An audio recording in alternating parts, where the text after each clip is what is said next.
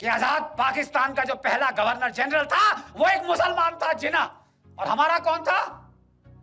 Lord لوئی Mount beaten. پیار تھا صاحب. پاکستان کے ٹینک واقعی 1965 میں دلی میں آگے نماز پڑھتے. بسم اللہ الرحمن الرحیم. السلام علیکم. جب کبھی بھی دشمن نے اس قوم اور فوج کو للکارا ہے تو اس عرض وطن نے دشمن کو مؤثر اور تسلی بخش جواب دیا ہے. پاکستان ان ممالک میں شمار ہوتا ہے کہ جہاں پر اسلام کے نام پر مر مٹنے کے لیے ہر کوئی بےتاب رہتا ہے. پاکستان اور بھارت کی جنگیں تو ہوئی ہیں اور ان کی تاریخ آپ سبھی کو پتہ ہی ہے، لیکن آج ہم پاکستان اور اسرائیل کی جنگ کی بھی بات کرنے جا رہے ہیں، جہاں سے آپ لوگوں کو اندازہ ہو جائے گا کہ اسرائیل صرف باتوں تک ہی دلیر بنا ہوا ہے، جبکہ حقیقت میں وہ ایک کاغذی طور پر دنیا کی طاقت اپنے آپ کو ثابت کرنے کی ناکام کوشش کرتا ہے. بنا ہوا ہے. پاکستان نے اسرائیل اور بھارت کو کیسے شکست دی تھی اور کتنے پاکستانی پائلٹس نے اسرائیل پر اٹیک کرنے کا ارادہ بنایا تھا. بھارت نے آج تک کیوں اسرائیل کو ہیرو بنایا ہوا ہے، جبکہ یہ بھی آپ لوگوں کو بتائیں گے کہ اسرائیل نے عرب ریاستوں کو کیسے شکست دی تھی اور عرب ریاستوں کے کہنے پر ہی پاکستان میدان عمل میں آیا تھا. پاکستان کو توڑنے کے لیے اسرائیل نے بے شمار حربے استعمال کیے ہیں، لیکن وہ ہر دور میں اور ہر دفعہ ناکام ہی رہا ہے. وہ الگ بات ہے کہ اسرائیل اپنی اس ناکامی کو دنیا کے سامنے ظاہر نہیں کرتا تاکہ دنیا میں اس کا جو بھرم بنا ہوا ہے وہی نہ ٹوٹ جائے. پاک آرمی نے جب اپنی جان اسلام اور اپنے اسلامی بھائیوں پر قربان کرنے کا اعلان کیا تھا تو اس وقت اسرائیل کو پاکستان کی پاور کا اندازہ ہو گیا تھا کہ واقعی میں یہ قوم اسلام کے نام پر مر مٹنے والی قوم ہے. پاک فضائیہ کی تاریخ جنگی کارناموں سے بھری پڑی ہے. یہی وجہ ہے کہ تابناک ماضی رکھنے والی پاک فضائیہ پاکستان دشمنوں کے لیے دل میں کانٹے کی طرح کھٹکتی ہے. پاک فضائیہ کی مہارت اور قابلیت کی گواہ ایوب خان کی ڈائری کے وہ اوراق ہیں جو پاک فضائیہ کے شاہینوں کی بہادری کی گواہی آج بھی دے رہے ہیں. یہ عرب اسرائیل جنگ کے دن تھے کہ پاک فضائیہ کے پائلٹوں کو عربوں کی مدد کے لیے بھیجا جا چکا تھا. جنگ زوروں پر تھی، جنگ کی خبریں موصول ہونا شروع ہو چکی تھیں. ایوب خان کی 1967 میں لکھی گئی ڈائری میں 10 جون کی ایک تحریر میں درج کیا گیا کہ عمان سے خبر آئی ہے کہ اردنی فضائیہ کو فراہم کیے گئے ہمارے 2 پائلٹس بخیریت ہیں.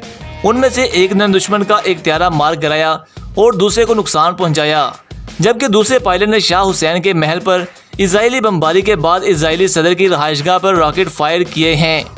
ہم نے اپنے متعدد پائلٹ اردن بھیجے ہیں، لیکن وہ جدہ میں رکے ہوئے ہیں کیونکہ اردن جانے کی فضائی سہولت معطل ہے. اردن نے پیغام بھیجا ہے کہ انہیں اب پائلٹ نہیں چاہیے کیونکہ ان کی پوری فضائیہ ہی ختم ہو گئی ہے. 12 جون 1967 کو ایوب خان ڈائری میں لکھتے ہیں کہ عمان سے آنے والی تازہ ترین اطلاعات کے مطابق ہمارے ایک پائلٹ اعظم نے 3 اسرائیلی طیارے تباہ کیے اور ایک کو نقصان پہنچایا ہے. مجھے بتایا گیا کہ یہ وہی پائلٹ ہے جس نے 65 کی لڑائی میں 2 بھارتی طیارے تباہ کیے اور اس سے 17 جرات سے نوازا گیا. جنگ و جدل میں اللہ کی نصرت مومنوں کے ساتھ ہوتی ہے اور انہیں تائید غیبی حاصل ہو جاتی ہے. قرآن و حدیث میں غزوات و اسلامی جہاد کے دوران ایسے واقعات کی صداقت بیان کی گئی ہے کہ اللہ کے فرشتے اہل ایمان کے ساتھ شانہ بشانہ شریک ہوئے اور یہ سلسلہ کبھی معطل نہیں ہوا. اس کا ایک بڑا ثبوت بھارت کے ساتھ پاکستان کی جنگوں کے دوران متعدد بار ملا ہے، جب بھارت کی بھاری بھرکم فوج کے مقابلے میں پاک فوج کے ایمان سخت فروشوں کو تائید غیبی سے مدد ملتی رہی اور انہوں نے دشمن پر غلبہ پا کر نصرت حاصل کی. ستمبر 1965 میں کئی ایسے روحانی واقعات رونما ہوئے جن کی راوی خود بھارتی فوجی حکام بھی ہیں، جبکہ ان واقعات کو متعدد کتب و جرائد میں حوالوں کے ساتھ شائع کیا گیا ہے. جنگ ستمبر پر اس وقت کے مقبول ترین اخبار روزنامہ کوہستان، روزنامہ جنگ اور روزنامہ امت میں ان واقعات پر باقاعدہ تحقیقاتی مضمون بھی شائع کیے گئے تھے. ممتاز مفتی نے اپنی کتاب لبیک میں لکھا ہے جب 1965 کی جنگ شروع ہوئی تو مسجد نبوی صلی اللہ علیہ وآلہ وسلم میں اللہ تعالیٰ کے نیک بندوں نے رسول اکرم صلی اللہ علیہ وآلہ وسلم کی زیارت فرمائی اور دیکھا کہ حضور اکرم صلی اللہ علیہ وآلہ وسلم جنگی لباس میں اصحاب بدر کے ساتھ پاکستانی فوج کی مدد کے لیے تشریف لے جا رہے ہیں اور فرما رہے ہیں کہ پاکستان پر حملہ ہوا ہے، ہمیں اس کا دفاع کرنا ہے. ایک رپورٹ کے مطابق 1965 کی جنگ میں رونما ہونے والے روحانی واقعات میں پاک فوج کو غیبی مدد ملتی رہی. روزنامہ کوہستان نے 10 ستمبر 1965 کے روز لکھا کہ ایک شخص نے حضرت علی کرم اللہ وجہ کریم کو خواب میں دیکھا کہ وہ مجاہدین میں اسلحہ تقسیم فرما رہے ہیں.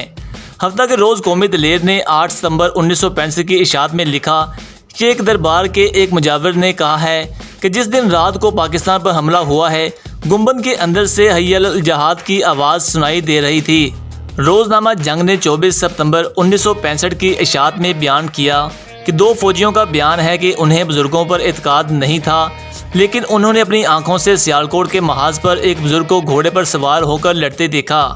روزنامہ جنگ نے ہی 12 اکتوبر 1965 میں واقعہ بیان کیا کہ پاکستان افواج نے اللہ اکبر، یا رسول اللہ صلی اللہ علیہ وآلہ وسلم اور یا علی رضی اللہ تعالیٰ عنہ کے نعرے لگاتے ہوئے بھارتی ٹڈی دل فوج کو بری طرح شکست دی تھی۔ جنگ ستمبر کے روحانی واقعات پر محقق ڈاکٹر تصور حسین نے اپنے کالم میں یہ تک لکھ دیا تھا کہ جنگ کے دوران پاک فوج اور پاکستانیوں تو روحانی امداد کا نظارہ کیا ہی تھا، لیکن بھارتی فوجیوں نے خود اپنی نظروں سے اپنے حملوں کو ناکام ہوتے دیکھا تھا۔ جنگ میں قید ہونے والے بھارتی فوجیوں کا کہنا تھا کہ جب ہم بارودی گولہ پاکستان کی حدود میں پھینکتے تھے تو وہ گولہ کوئی سفید لباس میں ملبوس فورس ہاتھ میں پکڑ کر واپس ہماری طرف پھینک دیتی تھی۔ جب تک وہ گولہ اس سفید لباس والے جوانوں کے ہاتھ میں رہتا تو وہ نہ تو پھٹتا اور نہ ہی کسی قسم کا نقصان کرتا، مگر جیسے ہی وہ فولادی جوان واپس ہماری طرف پھینکتے تو وہ فوراً پھٹ جاتا اور ہمارا بہت بڑا نقصان بھی کر جاتا۔ ایسے مخلوق سے ہمارا جانی اور فوجی ساز و سامان کا بھی بہت بڑا نقصان ہوا تھا، جس سے ہماری ہمت ٹوٹ گئی، ہمارے حوصلے پست ہو گئے، ہمارے جوانوں میں خوف، ڈر اور دہشت بیٹھ گئی تھی۔ پاک فوج کی پوری دنیا میں مہارتوں کو تسلیم کیا جاتا ہے، تو اس کی بنیادی وجہ بھی یہی ہے کہ جنگ ستمبر کے بعد عالمی مبصرین نے بھی ان کے اندر غزوہ بدر کے مجاہدوں کے جذبہ کو دیکھا تھا، اور ایسی فوج سے جیتنا آسان نہیں ہوتا۔ اس میں بھی کوئی شک نہیں کہ پاک فوج میں مومنہ شجاعت اور ایمان ہے۔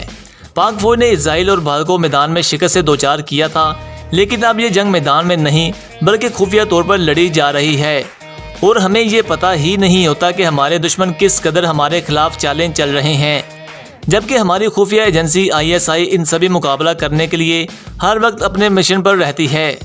لیکن اسی پاک فوج کے خلاف پاکستان میں ہمارے اپنے ہی کچھ دوست احباب آئے روز بکواس کرتے رہتے ہیں اور طرح طرح کے الزامات لگاتے ہیں۔ پاکستان کی آرمی نے جس طرح سے ہمیں دہشت گردوں سے بچایا ہے، اس کی مثال پوری دنیا میں کہیں نہیں ملتی۔ اگر پاکستان کی آرمی نہیں ہوتی تو شاید آج ہم بھی لیبیا، شام، عراق، لبنان یا یمن کی طرح آپسی اختلافات میں ہی الجھے ہوتے اور یہاں پر بھی سول وار چل رہی ہوتی۔ لیکن اللہ کا شکر ہے کہ ہمارے پاس دنیا کی بہترین آرمی موجود ہے، جو کہ دشمن کو ان کی ہی تدبیروں سے شکست دیتی ہے۔